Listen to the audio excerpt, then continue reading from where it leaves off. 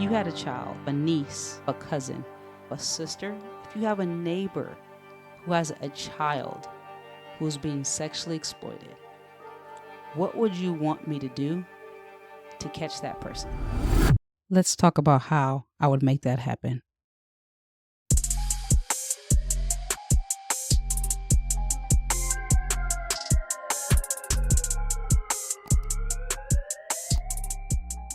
What's up? Welcome back to The Human Side with Officer Jill. So today I want to talk about something that I saw on the gram.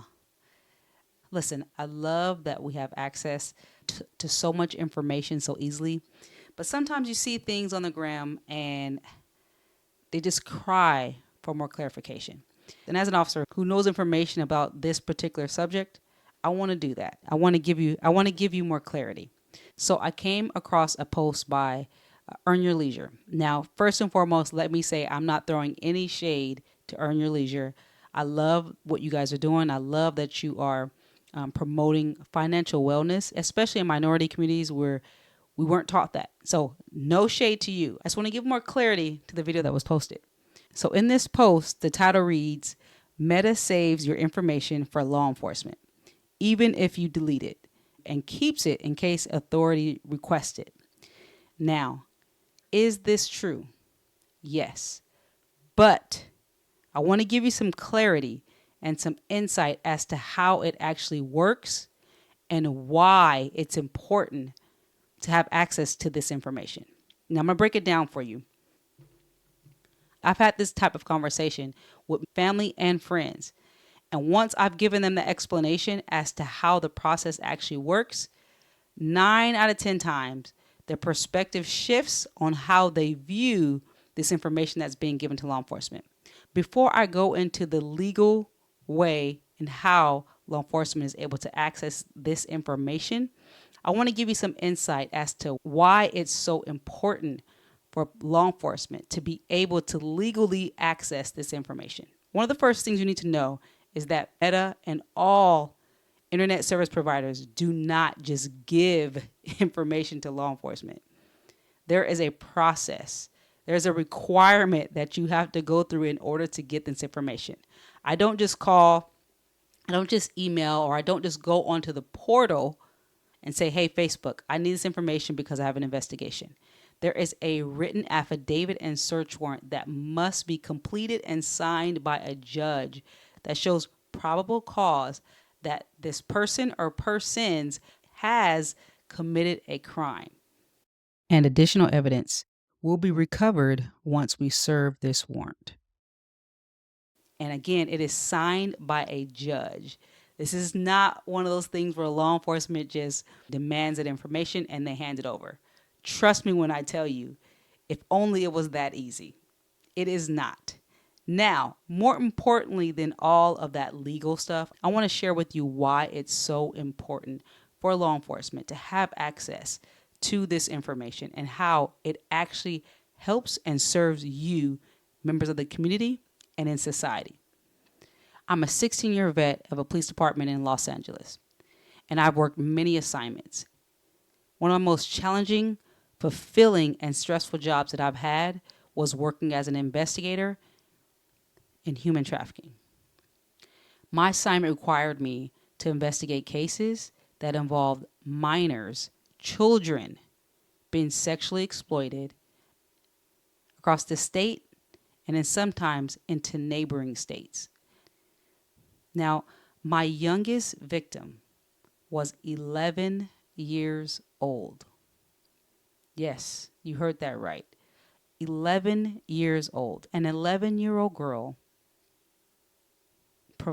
being forced and manipulated into providing sexual favors to adult men by other adult men who are profiting from this. This isn't hyperbole. I'm not making these things up. I did this. I investigated cases like this for almost 7 years. Go close and listen. I want you to imagine if you had a child that was 11 years old, if you have a niece, if you have a cousin, if you have a sister, if you have a neighbor who has a child who is being sexually exploited, What would you want me to do to catch that person? Legally, of course. I would assume you want me to do anything and everything legally to catch this person. And I can tell you without a shadow of a doubt, if I didn't have a way to legally access certain electronic information that provided evidence that these adult men were sexually exploiting every single victim in every single case that I have ever worked, they would still be out on the street targeting your children. Now listen, I get it. I'm not a fan of the government having access. I support privacy in every way possible, which is why I thought it was important to do this video. And I want you to understand, yes, there are systems, there are legal systems in place that gives law enforcement significant evidence that helps us solve crimes. I can't stress this enough. There is a legal guideline that has to be followed in order for us to access this information. I want to show you the actual video. And again, I want to stress, I am not coming for EYL. I appreciate you all. I just want to give more clarity so you can understand how this process works. And you'll see how it actually benefits you and society to prevent you from becoming a victim and or getting you justice. So let's take a look at the actual video. And you had mentioned Meta, is that what used to be called Facebook? Yes. And when you request record, can you describe for the jury what's the process to get records from Instagram? Sure. In order to get the records from Instagram, there is a law enforcement portal for which law enforcement can request a preservation of an account. So that means that any data that is currently active or posted on that account will be preserved by the parent company Meta, and even if it is deleted off of the page of that user, if there is a preservation request in place, that data will be kept.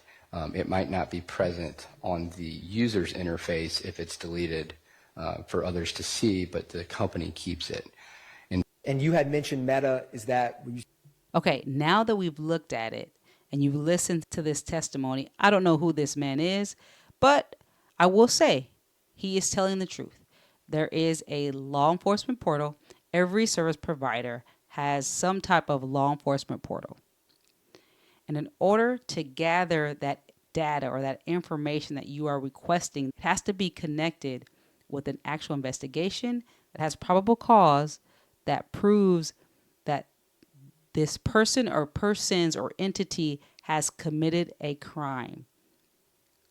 I want to be clear, law enforcement does not have a direct access to your information without having legal standing. When we determine or when we discover that there is a crime that has been committed and there is evidence that supports that, oftentimes in order to collect additional evidence that is going to assist in actually getting a conviction on whatever this crime is, that requires additional evidence. But before we can collect that evidence, that said evidence that is, let's say, particularly on this Meta database, we have to submit an actual warrant. I'm going to break the process down to you.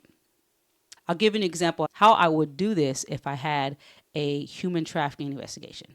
So let's say that I recover a minor, a child who's being sexually exploited. Now let's say that this child explains to us by use of some form of technology, whether it's a phone, whether it's dating apps, whether it's Meta, whatever technology, because the reality is we all, every single one of us, use technology in one way, shape, or another. So let's say this child tells us the suspect used technology in some type of way to exploit her or him. I don't want to leave out the boys. Boys get sexually exploited as well. Okay? Now, we know this, and whatever technology that is used or whatever internet service provider or whatever entity that is used to commit this crime, we then reach out to that particular company. Now, I want to make sure I'm clear here. Within that, you have different companies such as Meta, Twitter, all those different things, right? Ultimately, there's a law enforcement portal for all of these companies and providers.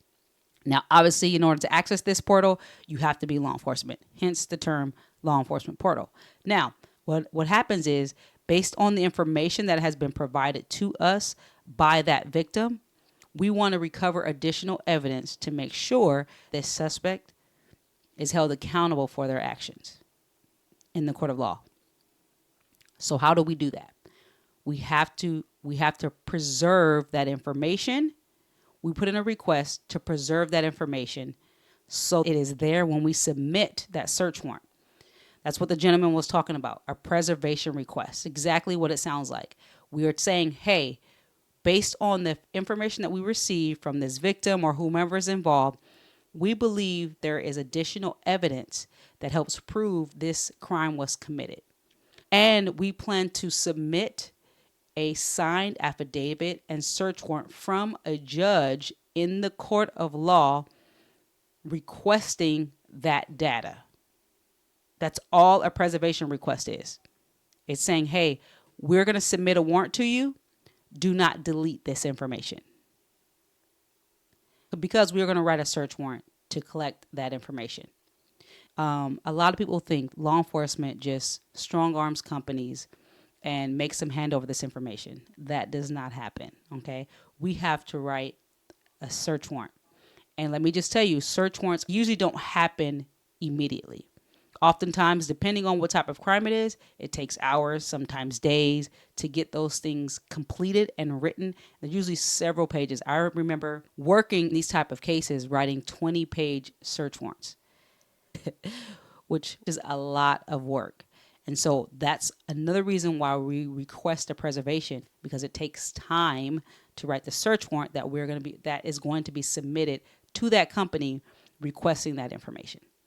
So just to recap, okay, is the information provided on this post, is it correct? It is correct. However, one of the reasons I started this podcast and this YouTube channel is I honestly want to do more to improve the relationship between law enforcement and community. And whenever I get an opportunity to create a positive interaction, I take it. And again, I'm not throwing any shade towards EYL. I just know when I read that post and when other people read that post, it's going to create a negative perspective of law enforcement. And it creates that idea that we are doing shady business with Meta and every other company. Now, I can't speak for what the government does. Maybe the government is doing shady business. However, I can tell you from a local law enforcement standpoint, there is a legal process that we have to follow in order to gain data, in order to gain evidence. And this applies to every single bit of technology. Now, the flip side is we live in a world that is technology driven. Every single one of us utilize technology, including criminals, including people who break the law, including people who prey on other people. And in order for us to combat that, there has to be a system in place for us to collect evidence. Typically when we're arresting someone for burglary or, assault, those are things that are done physically in person. But when we go behind the walls of technology, people are far more savvy and more predatorial. And so I want to encourage you, before you view law enforcement in a negative eye and how we access this evidence and or why we access this evidence, I want you to maybe ask yourself, if you were the victim on the other side of that criminal using technology to either prey on your children, to prey on you, to victimize you, how would you want law enforcement to proceed in catching that criminal? My hope is that I was able to give you a better perspective and deeper understanding. And as we continue to get deeper understanding. That understanding shifts your perspective, and we begin to have more empathy for one another and actually establish a relationship. And if we can establish a relationship, we can have a partnership. When we have that partnership, we can actually work to make our communities better. I hope I was able to give you guys some valuable information, and if nothing else, give you more understanding and clarity as to how this actual process of preservation, collecting data, collecting evidence legally actually works in your favor as the community. As always, I would love to hear from you. Feel free to leave a comment. Are there any more questions or topics that you want me to discuss here? And if you ever want to have a conversation with me here on the podcast, my contact information is in the description of this video. Feel free to give me a thumbs up and subscribe to the channel. And remember, if you show me your human side, I'll show you mine. All right, y'all. Peace.